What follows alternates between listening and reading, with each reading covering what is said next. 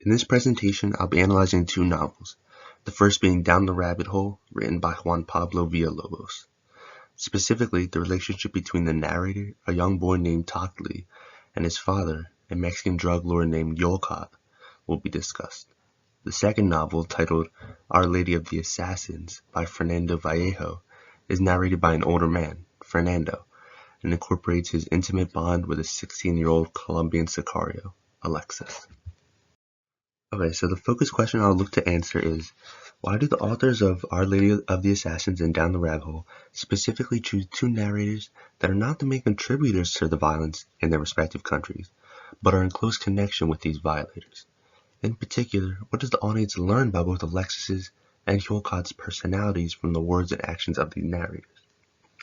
So it's evident that we're able to gain understanding of Alexis's and Yolcott's sentimental component of their persona, which will be shown via quotes from the narrators later on in the presentation.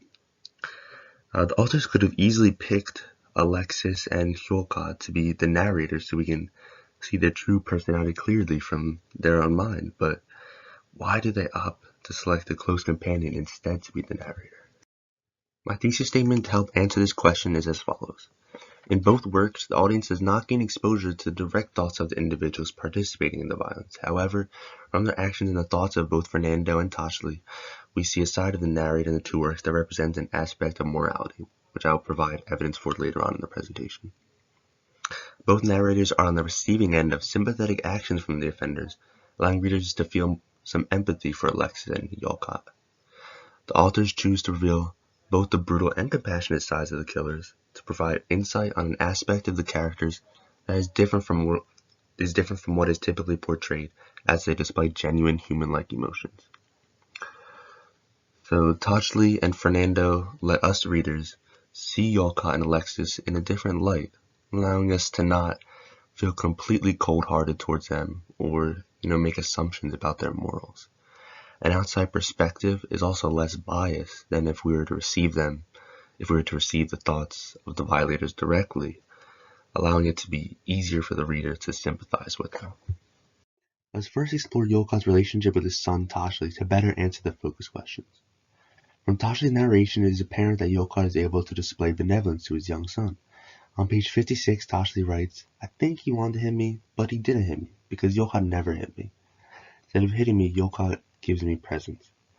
The king, as Yolcott is sometimes called, rarely shows any generosity, as he constantly calls him assassin and, quote, asshole, for example, and also shows disrespect towards people such as the governor. However, the one character that he does show benevolence towards is Tockley, who just so happens to be the narrator, and this reveals his ability to act in a compassionate manner. The fact that he never hit Tockley indicates his limitations, and he is not this ruthless individual that drug lords are sometimes portrayed as. And to tie this back to the focus question, the narrator was Mazassin or any other character, this aspect of Yolcott's character would be hidden from the reader. Another example of this kindness being displayed is Yolcott's dedication in getting Tockley a Liberian pygmy hippopotamus. Even though this may seem bizarre and unordinary, Yolcott knows how much the hippo means to Tockley, so he doesn't call him an asshole or put him down for the weird obsession. Instead, he takes time out of his busy life to create fake names, fly to Liberia, catch them for his son, etc. This fully demonstrates Yolcott's compassion and understanding for his son. Being the recipient of the benevolent actions, Tockley, giving Tockley the narrator role complicates Yolcott's personality as more than a regular felon.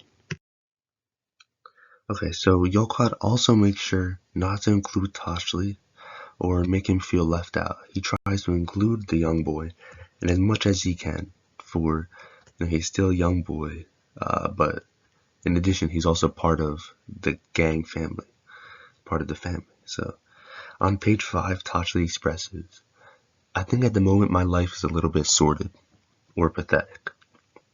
This shows that Tockley suffers from a lack of self-confidence, which Yolcott tries to boost. In the following quotes from page 9 of the novel, Tockley displays a sense of inclusion that makes him prideful to be part of the gang. The palace is not just Yolcott's, it's theirs, or in his words, our palace. We have to protect ourselves. At times, it can be difficult for Tockley mentally, since he doesn't have a lot of friends, and is always isolated in the palace. The inclusion is a way to try and fill this friend void that Tochley has and boost his overall morale.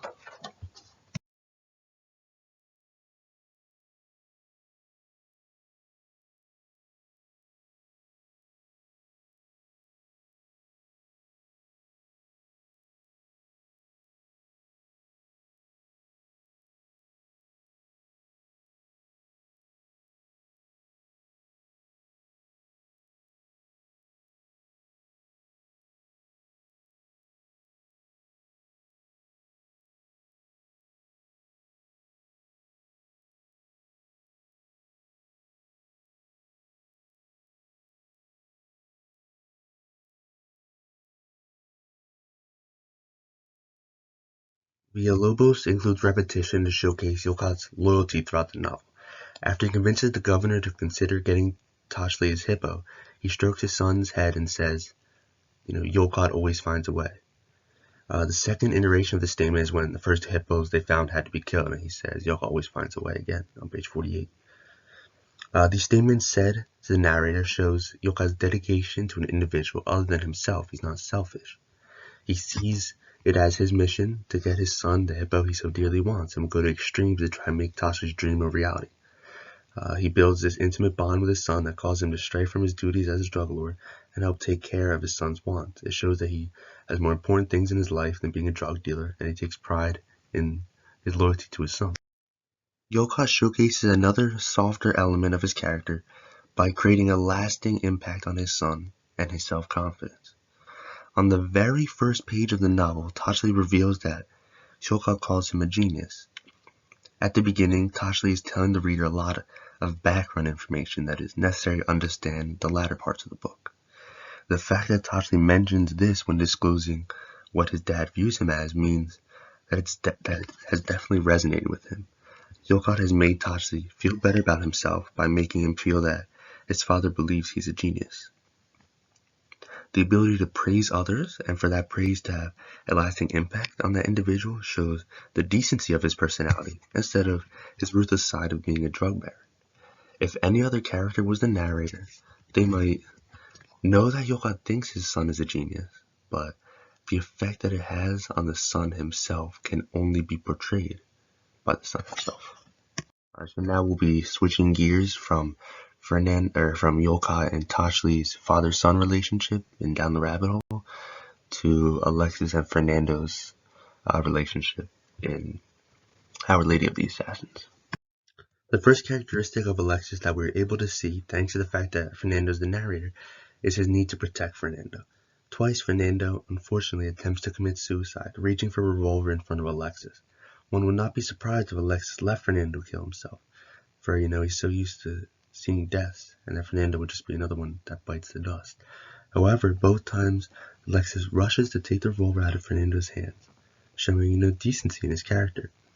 The reader now understands that Alexis has emotions just like everyone else. He's not some ruthless character. And despite being a Sicario, this indicates that Alexis has limitations and the ability to love. It's also worth noting that in the first quote, he emptied the bullets into the TV, which is something that he loves, keeps him busy. However, he values his relationship with Fernando over the entertainment of the TV, displaying his ethics. Alexis can be viewed as having some aspects of compassion through the narration from Fernando, which is most prevalent in the scene with the wounded dog in the sewer. The dog was severely injured and inevitably not going to survive, and Fernando wanted to put him or her out of misery, as shown in the quotes. It was shocking to me, at least, that Alexis couldn't kill the wounded dog because, he had killed so many humans prior to this, and it's realistic to assume that all killings are normalized for him, but Alexis being unable to kill the dog debunks this thought. As a Sicario, Alexis gets orders and kills people who have apparently done something wrong to warrant their death. That's his job. So when he has to kill an innocent dog, he can because there's no motive behind the action. The dog didn't do anything. The scene demonstrates that there is compassion somewhere in Alexis and has the capability to stray from his heartlessness as a Sicario. For someone who uses a gun so much, the fact he asks how to kill it lets Alexis connect with the audience on an emotional level. The narrator were anyone else other than his close buddy Fernando, the scene would not be talked about in the novel, and his compassion would not be shown. So in this top quote, Fernando drives home the point that there's no need for Alexis to have Fernando's back. He didn't have to save him from suicide or give him, Fernando, someone to live for. However, Alexis cherished the connection they had and optionally chose to stay by Fernando's side. The faithfulness that he showed towards Fernando never ceased and continued up until his death. When the Blue Lagoon came riding past Fernando and Alexis, Alexis called out Fernando's name for the first time and worried about his safety, not his own, not Alexis' safety. From the moment they met to the moment they had to part, Alexis remained loyal to Fernando and never switched on it. This is the main reason why Vallejo chose the narrator to be a close companion to the Sicario, for the reader can really understand the type of relationship Alexis can actually sustain. His effect lasts even after his death, as shown by the middle quote, where Fernando yearns for Alexis to be back, showing his permanent impact on Fernando.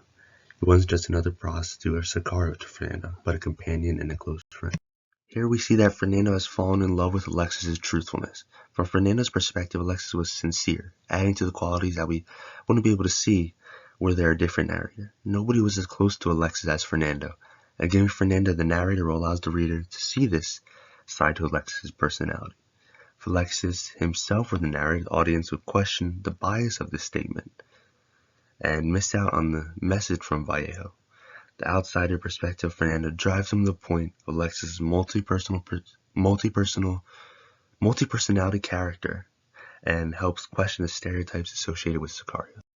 With Fernando being the narrator, the reader can feel sympathetic towards Alexis and compare his situation with that of Fernando's. On page 81, Fernando writes, "Alexis and I differed and I had a past and he didn't, coincided in our miserable present without a future, in that succession of hours and days, empty of all purpose, full of dead bodies."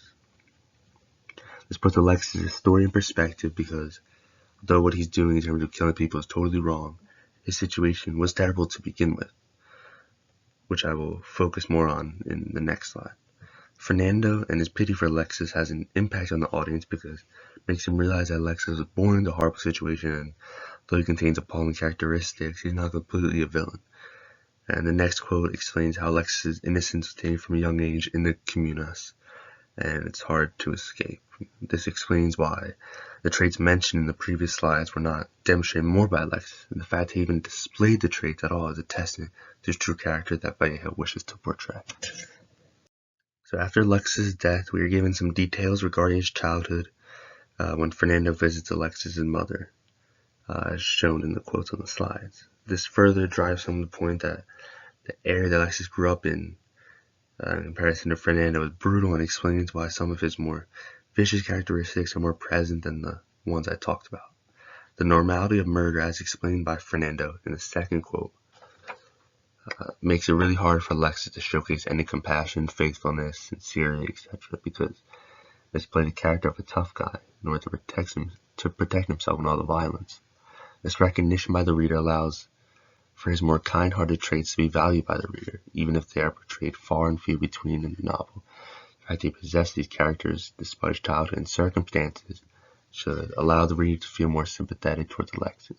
Having Fernando as the narrator permits the audience to see Alexis' personality in action from the perspective of a close companion. The first part of the focus question that I created asked why the authors of the two novels chose two narrators who are in close connection to the offenders but not the offenders themselves. Well, by looking at Tasha and Fernando, we see that Yolkot's and Alexis' feeling towards the ones they love, the narrators, is different from the feelings towards the ones in the violence. And to wrap up the focus question, we see that Yolkot treats Tasha different than others, showing us that he does indeed have a compassionate side not typically associated with drug lords. Similarly, Alexis' actions towards Fernando allows Fernando to write about his compassionate, faithful side of his character to the reader. If Villalobos and Vallejo chose any other narrator, this side of the violators would not be as visible because the new narrator would not be on the receiving end of these kind actions, nor have any inside knowledge on the lives of the offenders that Tashley and Fernando have. And finally, here's my works cited.